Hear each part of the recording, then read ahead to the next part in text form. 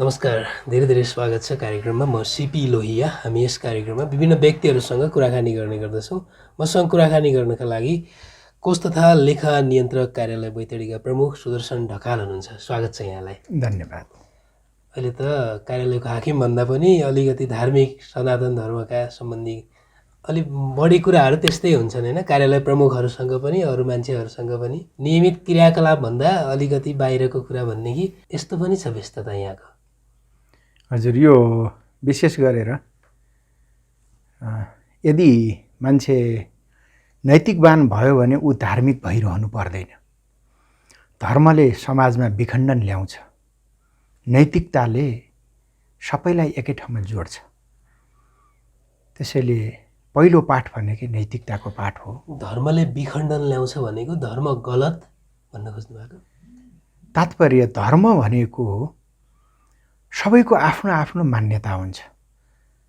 धृधारणीय धातुबाट धर्म बन्दछ, अर्थात् आगोको पोल्ने धर्म, पानीको भिजाउने धर्म। यस्तै कुकुरको धर्म रखवाली गर्नु हो, गाईको धर्म दुध दिनु हो। गाईसँग कुकुरको धर्म खोज्यो, कुकुरसँग गाईको धर्म खोज्यो भने त्यहाँ द्वन्द्व हुन्छ। ठ्याक्कै अहिलेको पनि धर्मको अवस्था यस्तै छ संसारमा। त्यसैले धर्मभन्दा नैतिकता ठुलो हो। नैतिकताबाट हजारौँ धर्म उब्जिन्छन्, तर धार्मिक नैतिक युक्त हुन्छ नै भन्ने आधार अहिले चाहिँ देखिन छोडेको छ। धर्मको नाममा धन्दा धेरै फस्टाइरहेको छ कलियुगमा। त्यसैले नैतिक शिक्षालाई बढी जोड दिन्छु म। अनि हिन्दू सनातन धर्म होइन, हिन्दू सनातन धर्म यही हो शब्द मिल्यो? यो सनातन धर्म भन्दा सनातन र हिन्दू फरक हो। हिन्दू भन्न साथ सिन्धु घाटीको सभ्यतासँग जोडिएको छ। यसैले हिन्दू भनेको सम्प्रदाय हो। कुनै पनि शास्त्रमा मैले आजसम्म हिन्दू भन्ने शब्द फेला पारेको छैन। अर्थात् शुक्ल यजुर्वेदको अध्ययन गरेको छु, सामवेदको श्रवण गरेको छु, शान्तिपाठ आदि वेदहरूको गरिन्छ। अथर्ववेद सबभन्दा पुरानो यजुर्वेद गुरुहरूबाट सुनिएको छ। कहीँ पनि हिन्दू भन्ने नाम उल्लेख छैन। इभेन भगवत गीता 700 श्लोकको छ। 700 श्लोक नै लगभग यादस्त छ, याद आउँछ। म गीता प्रेमी हुँ। गीता जति बुढो भयो त्यति जवान हुँदै जाने ग्रन्थ हो। संसारमा गीता मात्रै यस्तो ग्रन्थ हो जसको जयन्ती मनाइन्छ। र गीतामा पनि कुनै पनि धर्मको नाम छैन, हिन्दूको पनि छैन। त्यसैले हिन्दू भनेको एउटा सभ्यताबाट जन्मिएको परम्परा हो, मान्यता हो। सनातन भनेको आदि युगबाट चलिआएको हो। त्यसैले यथार्थमा हामी सनातनका अनुयायी हुनुपर्दछ, कुनै धर्मका मान्यताका सम्प्रदायका अनुयायी होइन। त्यसले एक सूत्रमा जोड्दैन मानवलाई। जस्तो हिन्दू धर्म ग्रन्थ भनेर वेद पुराण, गीता, उपनिषद, महाभारत यस्तैलाई भनिँदैन? हिन्दू धर्म ग्रन्थ भनेर भन्दछन्। हिन्दू भनेको मैले भने नि, जस्तै पश्चिमतिर ह साइलेन्स छ, हलाई स उच्चारण गर्छन्।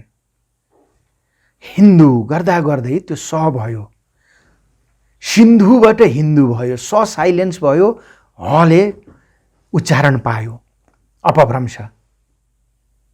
यसरी सिन्धु सभ्यताबाट हिन्दू बनेको हो। र सिन्धु घाटीको सभ्यताबाट विकास भएको जनमानसमा बनेको एउटा मान्यतालाई हिन्दू धर्म भनेर मानियो।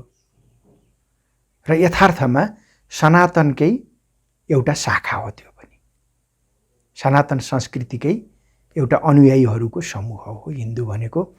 र अब अहिले यो किताबहरूको कुरा गरेँ मैले, जुन हिन्दू ग्रन्थ भनिन्छ, यथार्थमा नाम हिन्दू ग्रन्थ भनेर दिइयो, तर कुनै पनि ग्रन्थमा, शास्त्रमा हिन्दू भन्ने शब्द छैन। मैले फेला पारेको छैन।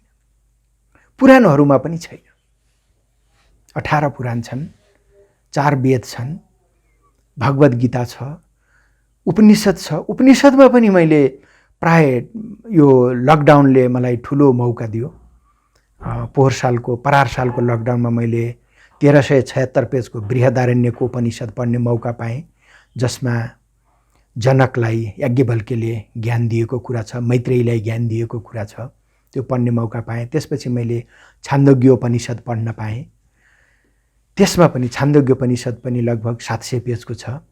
अनि अरू सबभन्दा पुरानो उपनिषद भनेको ईशावास्योपनिषद हो। ईशावास्योपनिषद सहितको 9वटा ग्रन्थको एउटा सानो सङ्गालो गीता प्रेसमा पाइन्छ, त्यो पनि अध्ययन गरेँ। मैले कुनै पनि ग्रन्थमा हिन्दू भन्ने शब्द फेला पारिनँ। त्यसैले मलाई कसैले त हिन्दू होस् कि के होस् भनेर सोध्यो भने म सनातन संस्कृतिमा हुर्किएको विद्यार्थी हुँ भन्छु। त्यो भन्दा मलाई गौरव लाग्छ। त्यस्तो भन्दाखेरि अब तपाईँले हिन्दू होइन म भन्न खोजेको पनि हो कि होइन? म हिन्दू नभएर म सबै हुँ। सनातनभित्र सबै हटाउँछन्,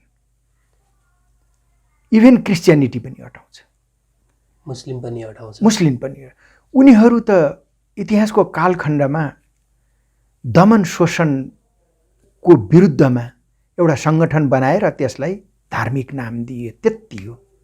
त्योभन्दा फरक केही होइन। जस्तै हिन्दू धर्मको विरोधी मुस्लिम अर्थात् क्रिस्चियन भनेर त्यसरी भनिन्छ नि, हिन्दू धर्मावलम्बीको विरोधी चाहिँ अर्को धर्मावलम्बी हो भनेर, अथवा उहाँहरूको विरोधी हामी हो अर्थात् हिन्दू धर्मावलम्बीहरू हो भनेर।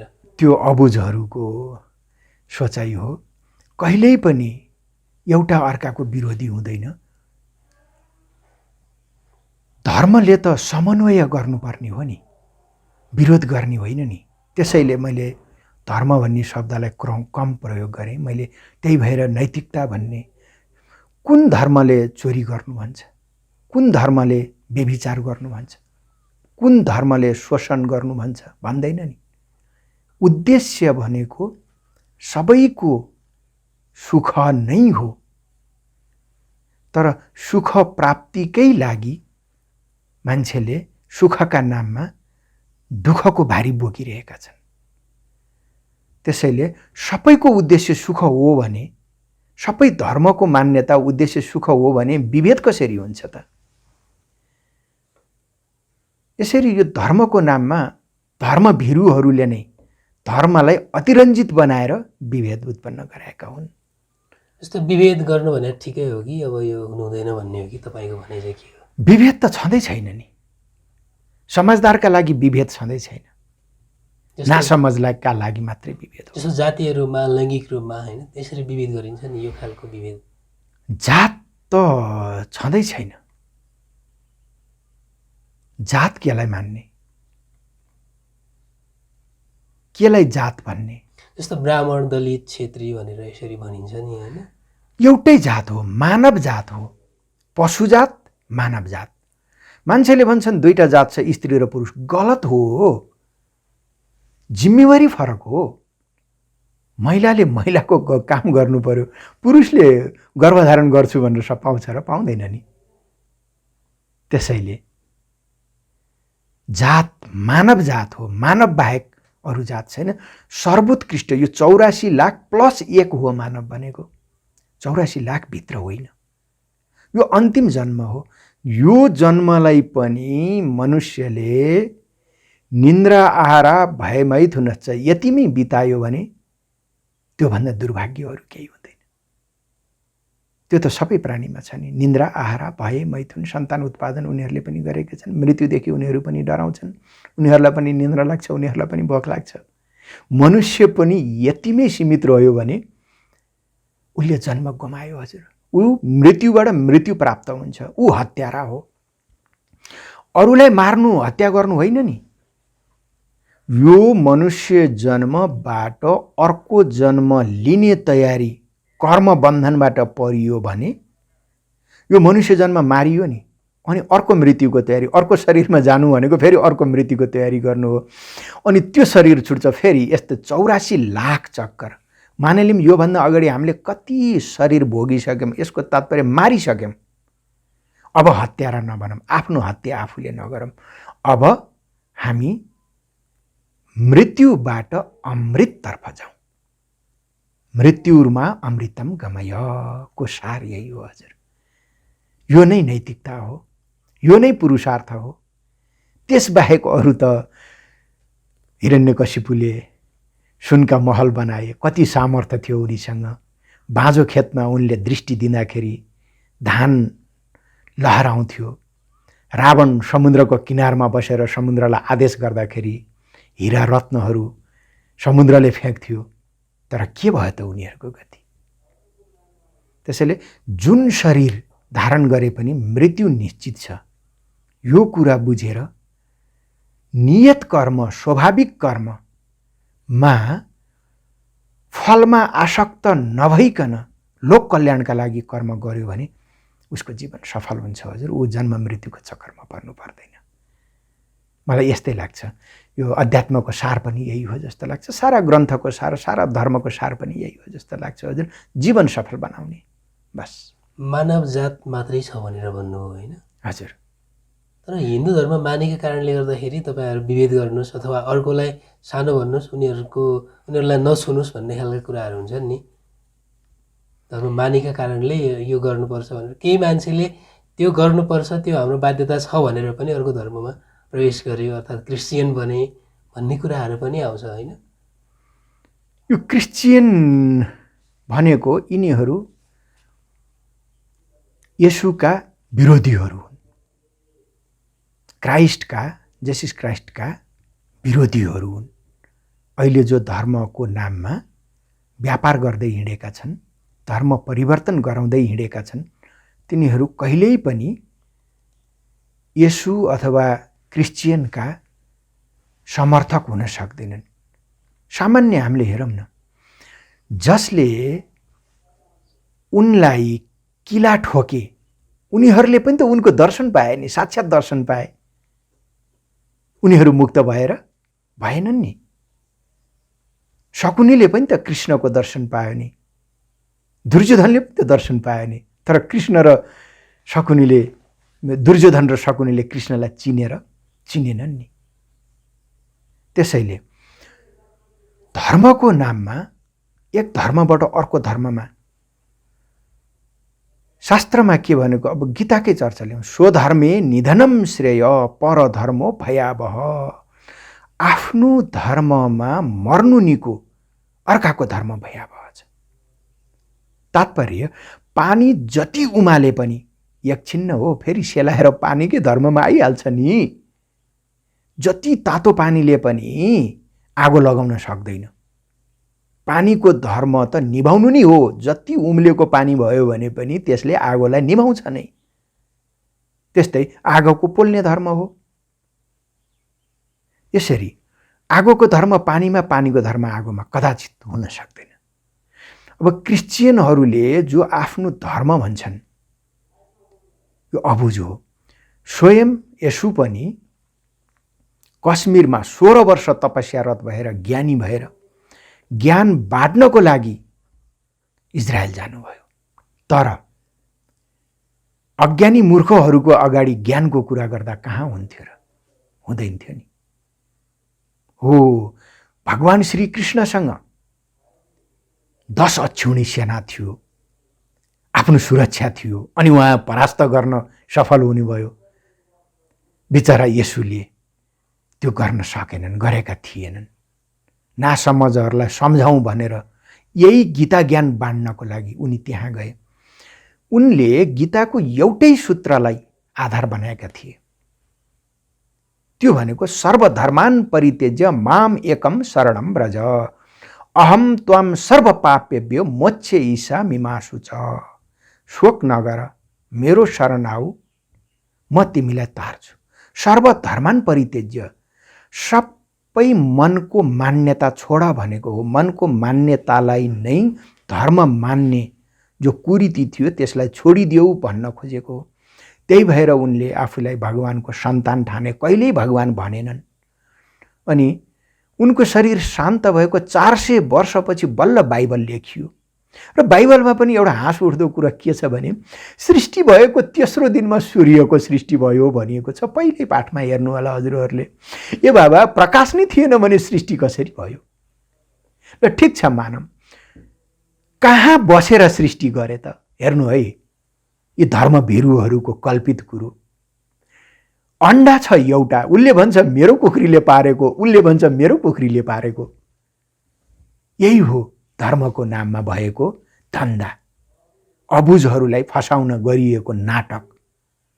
त्यसैले सनातन शास्त्र बाहेक अरू कुनै पनि ग्रन्थ, धार्मिक ग्रन्थ हुनै सक्दैन, या कुरान होस् या बाइबल होस्, त्यो धार्मिक ग्रन्थ नै होइन, त्यो एउटा मान्यता हो। मैले अघि भनेको कुरा जस्तो विभेदका कुराहरू छन् नि, हजुर। हिन्दू धर्म मानेको कारण गर्नुपर्छ हामीले भन्ने खालको चलन छ नि त। हिन्दू धर्ममा विभेद छैन, विभेद चित्तमा छ, संकीर्णतामा छ, उसको गरिब मानसिकतामा छ। कहीँ पनि सनातन संस्कृतिमा, हिन्दू धर्ममा कहीँ पनि विभेद छैन। हो, हामी केमा सचेत हुनुपर्छ भने हाम्रा स्मृति ग्रन्थहरू या पुराणहरू समय सापेक्षिक बने, त्यो कालखण्डमा त्यो व्यवस्था जरुरी थियो र त्यो बन्यो। कालखण्ड अनुसार यी सबै परिवर्तन हुँदै जाने कुराहरू हुन्, तर वेद अकाट्य हो। वेद परिवर्तन हुँदैन, गीता परिवर्तन हुँदैन, उपनिषद परिवर्तन हुँदैन, र त्यहाँ कुनै पनि धर्मको मान्यता छैन, त्यहाँ जात जातिको कुरै छैन। हो, छ, भगवत गीताको 4औं अध्यायको 13वां श्लोकमा भनिएको छ, चतुर्वर्णम मया सृष्ट्वा गुण कर्म विभागश। गुण र कर्मको आधारमा संसारमा 4 वर्ण छन्, तर दुर्भाग्य वेद बेचेर खाने धर्मको धन्दा गर्नेहरूले 4 जात बनाइदिए, ब्राह्मण, क्षेत्री, वैश्य, शूद्र भने होइन। यो वर्ण हो। वर्ण भने जसले जे वर्ण गर्यो त्यो हुन्छ। जस्तै म कर्मचारी हुँ, मैले राष्ट्र सेवाको शपथ खाएको छु। सेवा भन्नासाथ परिचर्यात्मकम कर्म यो शूद्रको कर्म हो, म शूद्र हुँ, म आफूलाई ब्राह्मण भन्दिनँ। तर म बिहान ब्राह्मण हुन्छु फेरि, किन? म वेद पाठ गर्छु अथवा अध्ययन गर्छु, गीता अध्ययन गर्छु, म बिहान ब्रह्म कर्म गर्छु, दिउँसभरि अफिस टाइममा म शूद्र हुन्छु, म सेवा गर्छु। यसरी स्वयं मनुष्य आफैभित्र आफैमा ब्राह्मण, क्षेत्री, वैश्य, शूद्र छ। र स्पेशल कुनै जात जातिमा जन्मिएर कोही ब्राह्मण हुँदैन, कोही शूद्र हुँदैन। जसरी राजाको छोरा राजा हुने परम्परा बनाइयो, त्यसले गर्दा मुलुकको अहिले यो दुर्दशा भइरहेको छ। ठिक छ, पृथ्वीनारायण एकीकरण गरे, तर उनको गुण त अहिलेकामा छैन नि, राजगुण हुनु पर्यो नि। त्यस्तै ब्राह्मणको छोरो ब्राह्मण कसरी हुन सक्छ? ब्राह्मणको छोरो शूद्र कर्म गर्छ अथवा वैश्य कर्म गर्छ भने ऊ ब्राह्मण हुन सक्दैन। ब्रह्म कर्म गरेपछि ब्राह्मण हुनु पर्यो। सबै ब्राह्मण हुन्।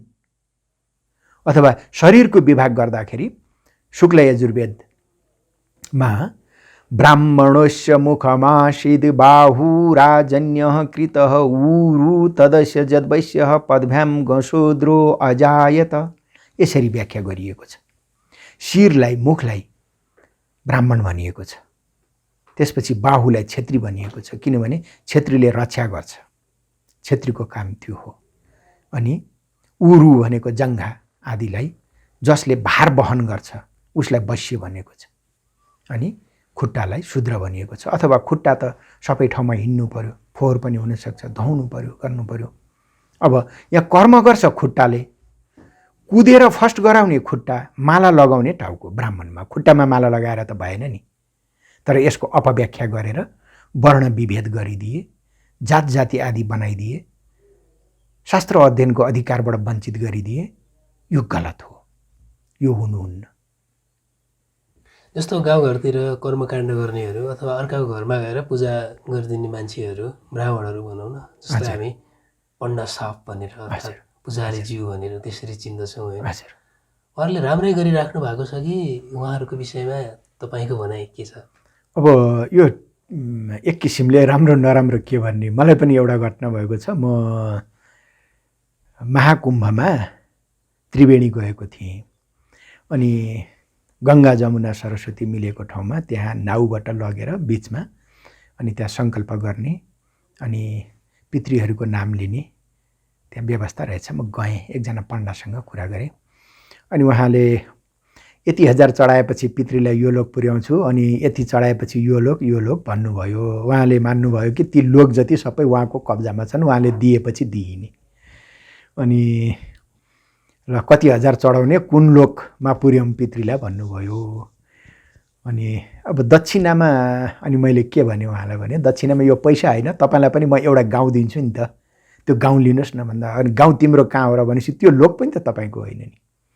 अनि उहाँ अलि रिसाउन खोज्नुभयो अनि हतार छ भन्नुभयो। अनि मैले उहाँलाई एउटा जिज्ञासा राखेँ, तपाईँको पितृ कुन लोकमा छन्? अलि दुर्गतिमा छन् जस्तो लाग्यो, तपाईँलाई पेट पाल्न यसरी ढाँट्नुपर्ने अवस्था आएछ, ल भन्नुहोस् म तपाईँको पितृको तपाईँको श्राद्ध म गराइदिन्छु, तपाईँको पितृको श्राद्ध म गराइदिन्छु, म पनि ब्राह्मण हुँ भनेपछि उहाँ चुप लाग्नुभयो। मैले यथोचित 100-200 दक्षिणा दिएँ र फर्केर आएँ। यसरी धर्मको नाममा धन्दा भइरहेको छ। यो भविष्य पुराणमा स्पष्ट लेखिएको छ, कलियुगमा ब्राह्मणहरूले वेद बेचेर खान्छन् भनिएको छ।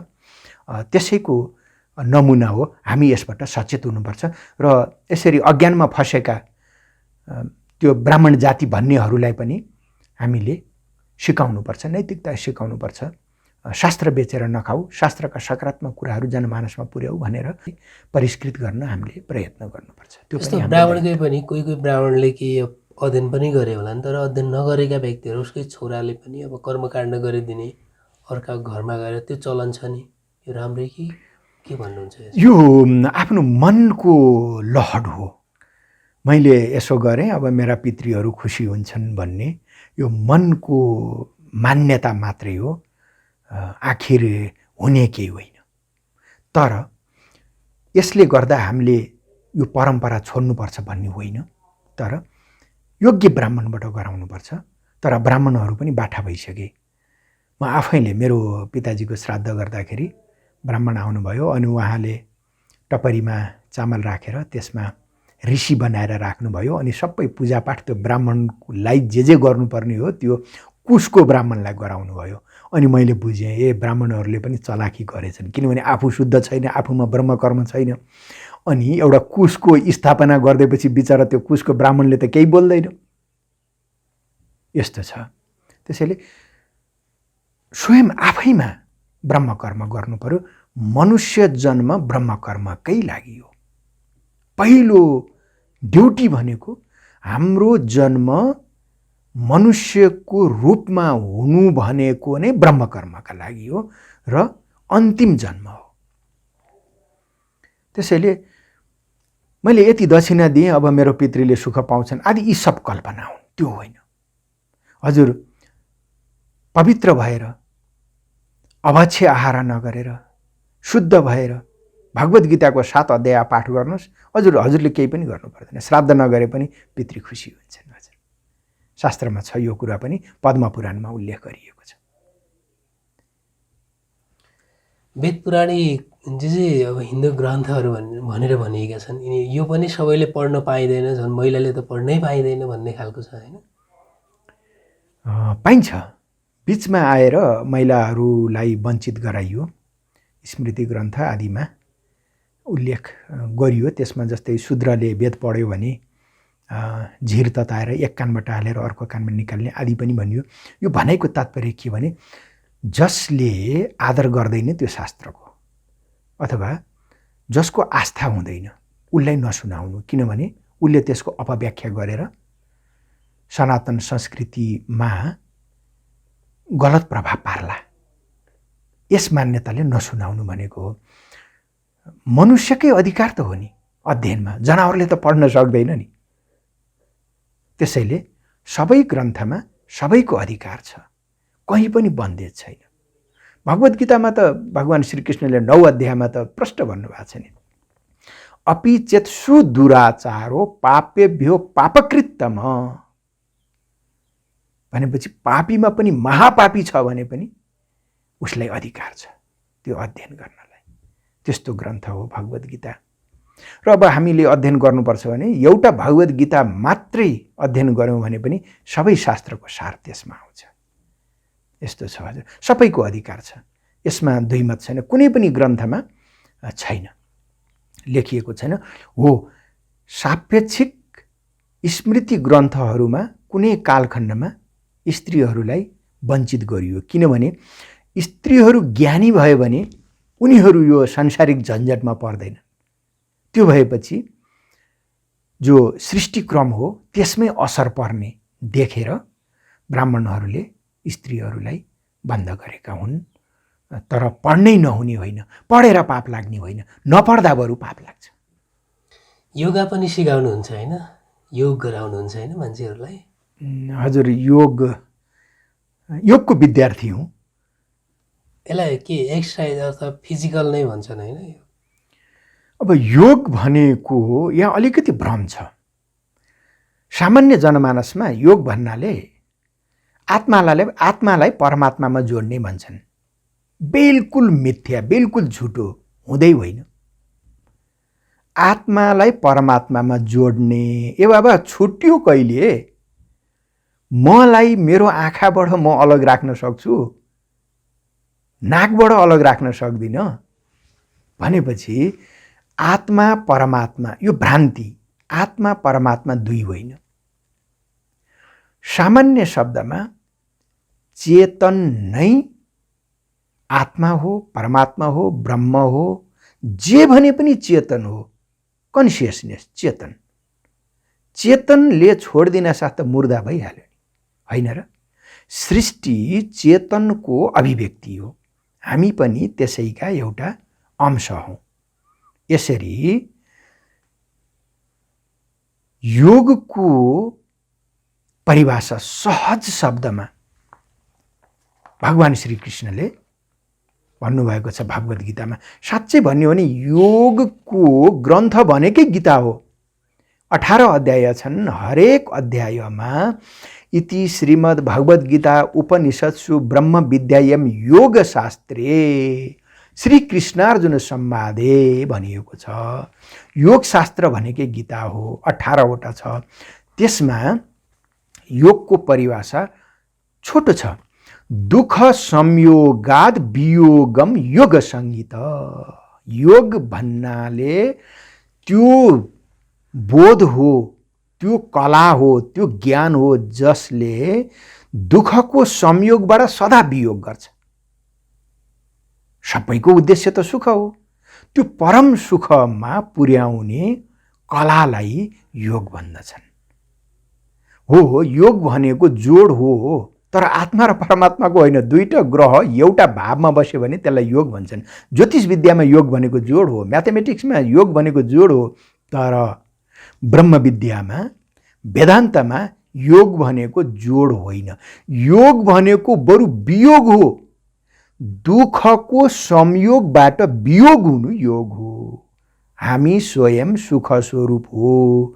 म चेतन हुँ, म शरीर होइन। शरीर प्रकृतिको हो, यो शरीर प्रकृतिमै मिल्छ। म चेतन अजर अमर हुँ भन्ने बोध हुनु नै योग हो। मैले योगलाई यसरी बुझेको छु। अब अलिकता यो कार्यालयसँग सम्बन्धित कुराकानी पनि गरौँ होइन? सबै कार्यालयको अडिट गर्नुहुन्छ होइन? हाम्रो लेखा सहायक हुनुहुन्छ, एकजना दरबन्दी छ, उहाँले गर्नुहुन्छ। मैले उहाँले गरेको काममा सामान्यतया सुपरभिजन गर्छु। करिब 20 अर्ब रकम चाहिँ बैतडीमा कारोबार हुने रहेछ होइन कार्यालयहरूमा?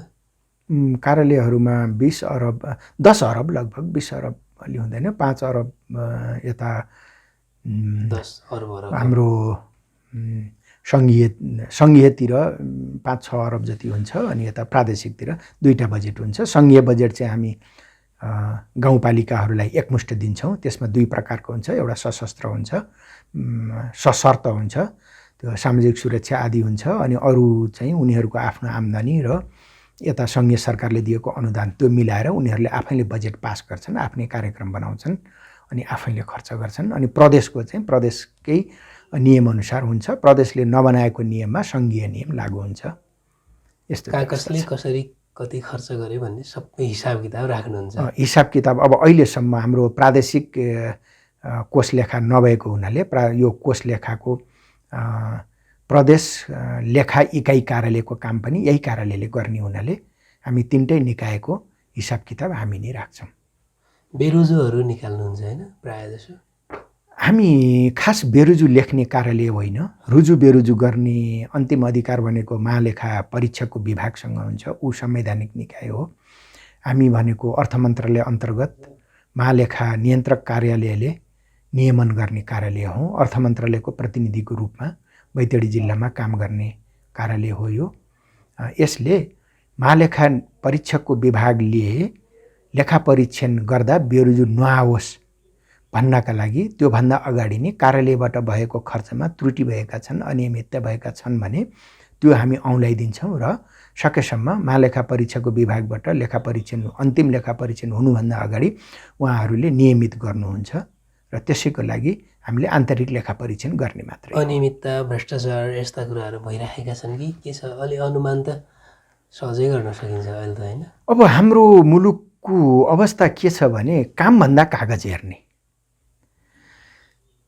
अब गलत भएको ठाउँमा झन् कागजहरू फुलबुट्टा भरेर श्रेष्ठताको पोको बनाइएको हुन्छ र हामीसँग स्रोत साधन पनि छैन काम हेर्ने र साँच्चै भन्ने हो भने त्यस प्रकारको कानुनी अख्तियारी पनि छैन। महालेखा परीक्षकको विभागले कार्यमूलक भनेर उसले चाहिँ काम हेर्न सक्छ। हामी पनि कहीँ नजिकै त्यस्तो केही छ सामान्य भनेपछि यसो घुम्ने हिसाबले जान्छौँ, हेर्छौँ, त्यो अलग कुरा हो। होइन भने प्रचलित ऐन नियम कानुन अनुसारको कागज दुरुस्त हुनु पर्यो। हामीले परीक्षण गर्ने भनेको ठुलो कुरो गणितीय र प्रचलित ऐन नियम कानुन सार्वजनिक खरिद ऐन नियम अनुसार भएको छ कि छैन त्यो कुराको परीक्षण गर्ने हो। अत्याधिक भ्रष्टाचार भयो भनेर भनिँदैछ, होइन? भनिन्छ, कुरामा सुनिन्छ, कमिसनमा योजना आउँछन्, त्यस्तै चल्छन्, लास्टमा डकुमेन्ट मिलाएर चाहिँ त्यो काम अन्तिम काम फरफारक गर्ने, रकम लिने। अब यसमा त हाम्रो परम्परा नै घुस दिने चलन। अब बजेट जेठ 15 गते ल्याउने कन्स्टिट्युसनमै लेखियो। श्रावण 1 गते पिएलएमबिआइएस अथवा एलएमबिआइएस गरिसक्ने, कार्यालयमा बजेट पुगिसक्ने त्यो व्यवस्था पनि भयो। जति गरे पनि मानसिकता परिवर्तन गर्न सकिएन। त्यसले गर्दा ठेकेदारहरू पनि अन्तिममा नै काम गर्ने त्यतातिर लागिरहेका हुन्छन्। त्यो भयो भने छक्क्याउन सकिन्छ कि? त्यसमा पनि कानुनी बाधा छ। अब भनौँ 1 करोडको ठेक्का खुल्यो भने कम्पिटिसनमा 50% 50% घटेको अवस्था छ। हाम्रै यही जिल्लाको भनौँ न 1 केजी रडको 92 रुपियाँ जिल्ला दर रेट, तर अहिले बजारमा गयो भने 125 कममा पाइँदैन। त्यो 92 रुपियाँमा पनि 50% घटेर ऊ त 46-47 रुपियाँ अथवा 50 रुपियाँमा उसले रडको मूल्य हालेको छ, बजारमा 125-30 रुपियाँ पर्छ। अनि उसले गरेको काम कतिको भरपर्दो हुन्छ। यस्तो विडम्बना छ। धेरै पटक कानुन परिवर्तन भयो तर दिगो भरपर्दो विकास हुन सकेन। यसका लागि अब कसलाई दोष दिने? मुख्य कुरो जबसम्म राज्यका निकाय सबल हुँदैनन् तबसम्म यो सुधार हुन सक्दैन। जस्तै पहिला एनसीसी भन्ने थियो, नेसनल कन्स्ट्रक्सन कम्पनी, राज्यले नै निर्माणको काम गर्थ्यो, त्यहाँ परिपक्वपन थियो। अब अहिले यो ठेकेदारी प्रथा भएपछि गाह्रो छ। उनीहरूले पनि 2 पैसा नाफा आउँछ भनेर त काम गर्ने हुन्, अनि घटेर गएन भनेदेखि काम गर्ने उनीहरूले ठेक्का पार्ने अवस्था छैन। यसैले समग्रमा भन्ने हो भने अहिलेको विद्यमान कानुनले दिगो विकास हुन्छ भन्ने जस्तो मलाई चाहिँ लाग्दैन। अहिले जे जति कार्यालयले डकुमेन्टहरू हेर्नुभयो, सन्तुष्ट हुनुहुन्छ कि कस्तो पाउनुभयो? अब सन्तुष्ट के भन्ने, वितरणमुखी व्यवस्था छ, साह्रै दुःख लाग्छ। मुख्यमन्त्रीको कार्यालयबाट अथवा तीबाटै योजनाहरू फाइनल हुँदाखेरि पनि अनुदानमुखी, कृषि र भेटनेरीको त नामै परिवर्तन गरेर यो अनुदान कार्यालय भने हुने रहेछ। त्यस्तो अवस्था छ। अब सिँचाइ र खानेपानीको कुरा गर्ने हो भने त्यहाँ एउटा पनि ठेक्का छैन। सबै उपभोक्ता समिति गठन गर्न अहिले मारामार छ। जबकि खानेपानीमा 20% जनसमाधान छ, 20% जनसमाधान, 15% ओभरहेड, 13% भ्याट, त्यो सबै गर्दाखेरि त 50% भन्दा बिलो। तैपनि उपभोक्ता हुनका लागि मारामार भइरहेको हुन्छ। यस्तो दुर्दशा छ, यस्तो अवस्था छ। ठेक्का लगायो भने ठेकदारले त्यहाँ काम गर्न सक्ने अवस्था हुँदैन। उपभोक्ताले बनाउँछन्, त्यसको सम्हार कसले गर्ने, त्यसको उत्तरदायित्व कसले लिने। अब खानेपानीबाट पनि बजेट राखिएको हुन्छ, के थाहा त्यही काममा गाउँ कार्यपालिकाले पनि बजेट राखेको छ कि एउटै योजनामा 2-3टा निकायबाट खर्च भएको छ कि त्यसको पनि लेखाजोखा छैन। त्यसैले यो 3टा सरकार भएर एउटै काम 3टा सरकारबाट बिल बनाएको पनि कतै कतै भेटिएको कुराहरू सुनिन्छ। यथार्थमा हो पनि। मलाई लाग्छ हुन त अब हामी सरकारी कर्मचारी प्रचलित ऐन नियम कानुन यो संविधान विपरीतका कुराहरू हामी बोल्नु हुँदैन, तर यो 3टा सरकार बनाएर विकास योजनाहरू झन् अलपत्र परेका छन्, झन् लथालिङ्ग भएका छन्, योजनाहरू जुधेका छन्, कार्यक्रमहरू जुधेका छन्। त्यही काम स्थानीयले पनि गर्छ, त्यही काम प्रदेशले गर्छ, त्यही काम सङ्घले पनि गर्छ, 3टै निकायका कर्मचारीहरू छन्।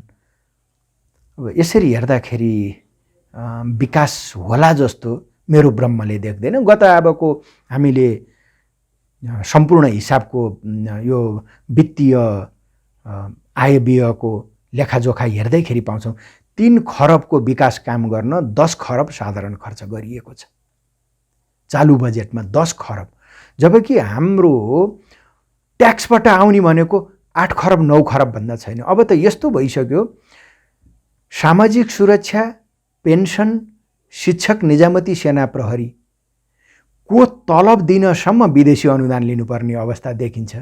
यसरी हेर्दाखेरि नडाटिकन भन्ने हो भने आर्थिक अवस्था अहिलेको अवस्थालाई हेर्ने हो भने भयावह छ। यसमा सबै सचेत हुनुपर्छ। फोन कतिको आउँछ नेताको अथवा ठेकेदारको, उहाँहरूको हाकिम साहब हाम्रो काम गरिदिनु पर्यो है, हाम्रो मान्छे हो भन्ने खालको, यस्तो त आउँछ होला? कोही कोहीले फोन आउँछ है भनेका थिए, तर सायद किन आएन म त्यस्तो फोन रिसिभ पनि गर्दिनँ र म प्रचलित ऐन नियम कानुनभन्दा बाहिर चाहे जसको फोन आओस् मलाई प्रभाव पनि पर्दैन। कोहीले कमिसनको बार्गेनिङ पनि गर्छन् होला हैन? त्यस्तो त मसँग खासै त्यस्तो घटना घटेको छैन। अब ठुला अड्डाहरूको अझै आन्तरिक लेखा परीक्षण बाँकी नै छ, साथीहरूलाई खटाउँछु केही समयमा। अब त्यो बेलामा श्रेष्ठताहरू के देखिन्छ, सकेसम्म हामी गलतसँग कम्प्रोमाइज गर्दैनौँ। म एउटा कुरामा के सचेत छु भने 1 रुपियाँ पनि हामीले खाएको 1 गाँस खानाबाट कर उठाएको पैसा हो या विदेशीसँग हात फैलाएर मागेको पैसा हो। र त्यो ऋणको भार र त्यो दायित्व एउटा झुपडीमा बस्ने पब्लिक र महलमा बस्ने पब्लिकलाई बराबर भाग लागेको छ। त्यसैले यी गलत कामहरूमा म कहिल्यै पनि कम्प्रोमाइज गर्दिनँ, त्यो मेरो प्रतिबद्धता। अन्तिममा के भन्न चाहनुहुन्छ? पत्रकारिता राज्यको चौथो अङ्ग हो। म यहाँहरूलाई विनम्र बिन्ती गर्छु, हजुरहरूले यो जिल्लामा चाहे प्रादेशिक होस्, चाहे स्थानीय होस्, चाहे सङ्घीय होस्, विकास कार्यक्रममा अनुदानमा जति बजेट आउँछ त्यसको सूचना पाउने हक त छँदैछ र लक्षित वर्गसम्म त्यो पैसा पुग्यो कि पुगेन। यहाँ झुपडीको नाममा, गाउँको नाममा, दलितका नाममा, अपाङ्गका नाममा, गरिबका नाममा, दुखीका नाममा पैसा आउँछ, तर त्यसको उपयोग टाठाबाठाले गरिरहेको देखिन्छ। त्यो चाहिँ पक्का हो। जस्तै मैले अडिटको क्रममा पनि पहुँचवालाले नै योजना लगेको हुन्छ, पहुँचवालाले नै अनुदान प्राप्त गरेको हुन्छ, तर त्यसको प्रभाव लक्षित वर्गसम्म पुग्यो कि पुगेन, त्यसमा हामी आन्तरिक लेखा परीक्षण गर्ने कार्यालयहरूले पनि हरेक गाउँठाउँमा पुग्न सक्ने अवस्था छैन स्रोत साधन आदिको कारणले, र कार्यालयले पनि त्यो सक्दैन। त्यसैले नागरिक नै सचेत नहुँदासम्म र हजुरहरू जो समाजका बुद्धिजीवी पत्रकार अगुवा हुनुहुन्छ, जो स्पष्ट रूपमा कुनै कसैको झोले हुनुहुन्न, यहाँहरू सचेत हुनुभयो भने विकासको परिणाम गाउँसम्म पुग्ला, लक्षित वर्गसम्म पुग्ला भन्ने मलाई लाग्दछ। यो अत्यन्त महत्त्वपूर्ण समय र कुराकानीको लागि धेरै धन्यवाद छ। हस्, यहाँलाई पनि धेरै धेरै धन्यवाद यो मौका दिनुभएकोमा, र यहाँको सञ्चार निकायलाई पनि म धन्यवाद दिन चाहन्छु। धन्यवाद।